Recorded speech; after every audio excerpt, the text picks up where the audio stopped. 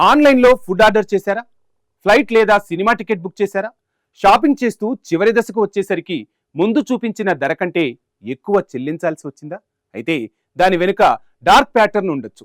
వినియోగదారుడికి తెలియకుండానే ఎక్కువ ఖర్చు చేయించే ఇలాంటి డిజిటల్ ట్రిక్స్ పై కేంద్రం కొరడా జులిపించబోతోంది.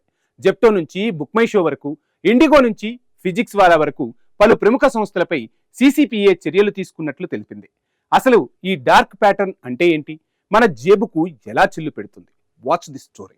మీ ఫోన్లో ఓ వస్తువు 499 రూపాయలకు కనిపించింది అనుకుందాం. ఆఫర్ బాగుందని కార్ట్లో వేసుకున్నారు. కానీ పేమెంట్ దగ్గరకు వెళ్ళేసరికి platform fee, handling charge, convenience fee అంటూ మొత్తం ధర పెరిగిపోతుంది. మరో సందర్భంలో మీకు అవసరం లేని సర్వీస్ ముందుగానే సెలెక్ట్ అయ్యి ఉండవచ్చు.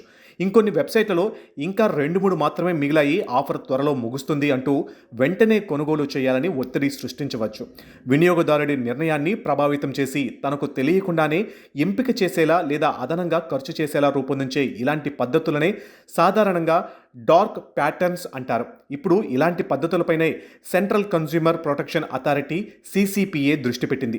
జాతీయ మీడియా కథనాల ప్రకారం Zepto, Physics Wallah, IndiGo, Book My Show, First Cry, Pharm Easy, MCFV, Spice Jet వంటి సంస్థలు సిసిపిఏ చర్యలు ఎదుర్కొన్న జాబితాలో ఉన్నాయి. అంటే ఇది కేవలం ఆన్లైన్ షాపింగ్కే పరిమితమైన అంశం కాదు.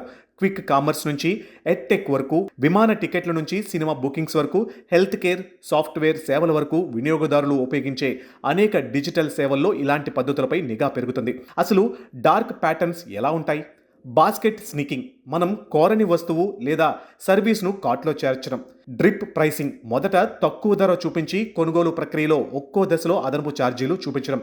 ఫాల్స్ అర్జెన్సీ, ఇప్పుడే కొనండి, కొన్ని మాత్రమే మిగిలాయి అంటూ నిజమైన అత్యవసర పరిస్థితి లేకపోయినా ఒత్తిడి కలిగించడం. సబ్స్క్రిప్షన్ ట్రాప్, సబ్స్క్రిప్షన్ తీసుకోవడం సులభంగా ఉండి దాన్ని రద్దు చేసుకోవడం మాత్రం క్లిష్టంగా మార్చడం.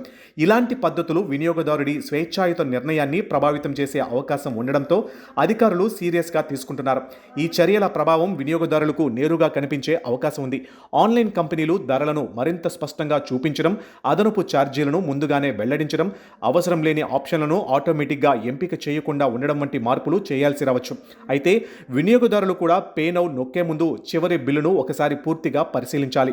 కన్వీనియన్స్ ఫీజు ఎంత, ఏదైనా అదనపు సర్వీస్ ఆటోమేటిక్గా యాడ్ అయిందా, సబ్స్క్రిప్షన్ ఆటో రెన్యువల్ ఉందా అన్నది చెక్ చేసుకోవడం మంచిది.